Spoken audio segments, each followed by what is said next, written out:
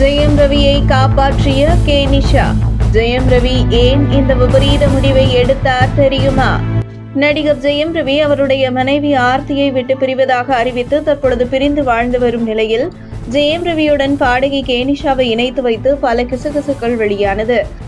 ஆனால் இதற்கு ஜெயம் ரவி தரப்பிலேயும் நிஷா தரப்பிலேயும் மறுப்பு தெரிவிக்கப்பட்டது. அதாவது இருவரும் நாங்கள் நல்ல தோழர்கள், தயவு செய்து எங்களை பற்றி தவறாக பேச வேண்டாம் என்றும் விளக்கம் கொடுத்தார்கள். அதே நேரத்தில் ஜெயம் ரவிக்கும் நிஷாவுக்கும் எந்தவித தவறான தொடர்பும் இல்லை என்று கூறப்படுகிறது. அந்த வகையில் இருவரும் தோழர்களாகவே இருந்து வந்துள்ளார்கள். மேலும் நிஷா பின்னணி குறித்து பல தகவல் வெளியாகியுள்ளது.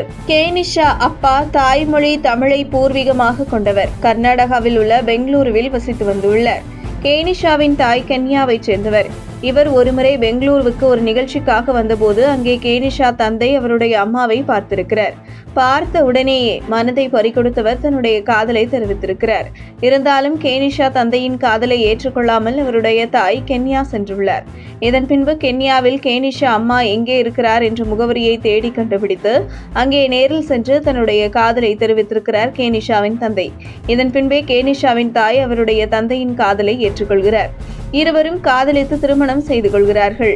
ஆனால் திருமணம் முடிந்து சுமார் 17 வருடங்களுக்கு பின்புதான் நிஷா பிறக்கிறார். மேலும் நிஷாவின் தந்தை தொழிலதிபராக இருந்து வந்துள்ளார். நிஷாவின் தாய் மேடைகளில் பாடல் பாடி ஆடக்கூடியவராக இருந்து வந்துள்ளார். சிறு வயதில் நிஷா கென்யாவில் வளர்ந்துள்ளார்.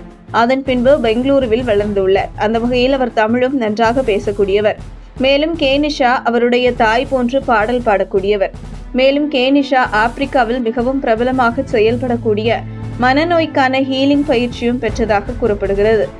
நிஷா தாய் இறந்து விடுகிறார். அடுத்த சில வருடங்களிலேயே அவருடைய தந்தையும் இறந்து விடுகிறார். அந்த வகையில் கடந்த 4 வருடங்களாக தாய் தந்தை இல்லாமல் தனியாகவே இருந்து வரும் நிஷா தான் கற்றுக்கொண்ட ஹீலிங் பயிற்சியை மனநோயால் பாதிக்கப்பட்ட பலருக்கு வழங்கி அவர்களை குணப்படுத்தி ஒரு புது வாழ்க்கையை கொடுத்து வருகிறார் நிஷா என கூறப்படுகிறது.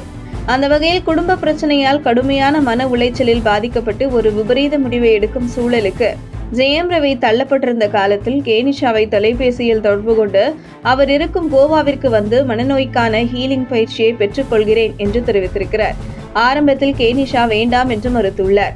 சென்னையிலேயே பல பயிற்சி மையம் உள்ளது, அங்கேயே பயிற்சி மேற்கொள்ளுங்கள் என அறிவுறுத்தியிருக்கிறார். அதன் பின்பு ஜெயம் ரவி தன்னுடைய மன கஷ்டங்களை தெரிவித்து நான் கோவா வந்தால் தான் சரியாக இருக்கும் என்று தெரிவித்திருக்கிறார். இதன் பின்பு நேரில் கோவாவிற்கு வர வைத்து அவருக்கு மன ரீதியான ஹீலிங் பயிற்சி அளித்து அவரை மனப்பிரச்சனையிலிருந்து மீட்டு எடுத்துள்ளார் நிஷா. அந்த வகையில் ஜெயம் ரவி விபரீத முடிவை எடுக்கும் சூழ்நிலைக்கு தள்ளப்பட்ட நிலையில் அவரை காப்பாற்றியவர் நிஷா என்று கூறப்படுகிறது.